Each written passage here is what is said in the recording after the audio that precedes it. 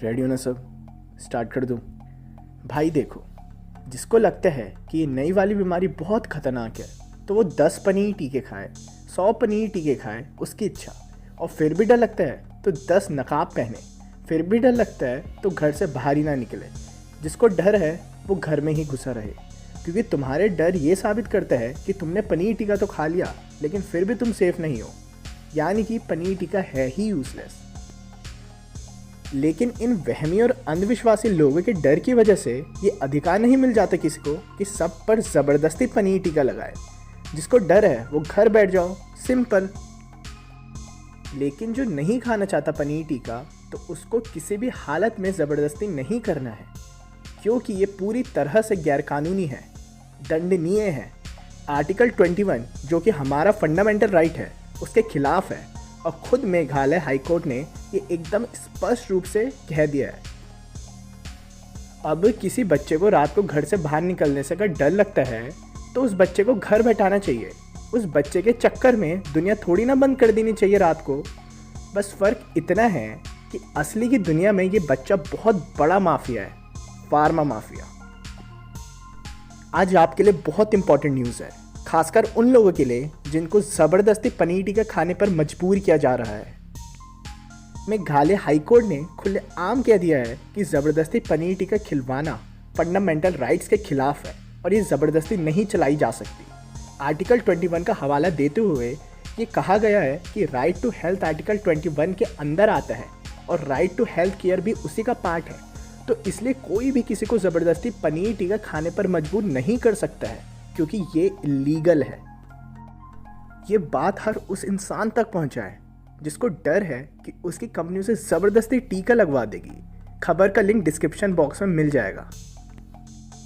ना तो पनीर टीके का लॉन्ग टर्म में कोई नुकसान होंगे, उसके ऊपर कोई भी स्टडी है। इसके अलावा आरटीआई में जब सरकार से ये पूछा गया कि पनीर टीके क्या मैंडेटरी है, तो सरकार का जवाब आया, बिल्कुल भी नहीं।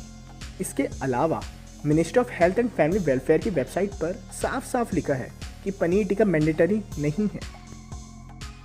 इसके अलावा 21 दिसंबर 2020 को खुद हमारे हेल्थ मिनिस्टर कह चुके हैं कि किसी को भी ज़बरदस्ती पनीर टीका नहीं खिलाया जा सकता।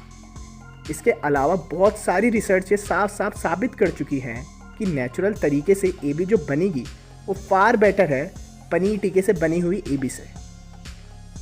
तो क्या कारण है कि ये ज़बरदस्ती लगाने की कोशिश की जा रही है? क्या सिर्फ कंपनी प्रॉफिट कमाने के लिए लॉबिंग की मदद से गवर्नमेंट को कंट्रोल करती है, या फिर इसके पीछे बहुत बड़ा और पुराना गेम है? आप कमेंट में मेरे को ज़रूर बताएं कि आपको क्या लगता है। बहुत सारे डॉक्टर्स हैं जो ओपन में कह चुके हैं कि वो पनीर टीका नहीं खाएंगे। उनमें से एक हैं डॉक्टर सुनील धंड। वो अपनी वीडियोस यूट्यूब पर भी डालते हैं। वो और बहुत सारे डॉक्टर्स नहीं खाना चाहते पनीर टीका, क्योंकि अभी तक पनीर टीका सिर्फ अंडर ट्रायल्स है और 2023 में इसके रिजल्ट्स आएंगे। एक भी कंपनी का पनीर टीका एट प्रेजेंट अप्रूव नहीं हुआ है FDA के द्वारा। और इनफैक्ट ये पनीर टीका जिसके एंड में CIN आता है वो अभी तक यूरोप और USA ने रिकॉग्नाइज तक नहीं किया है।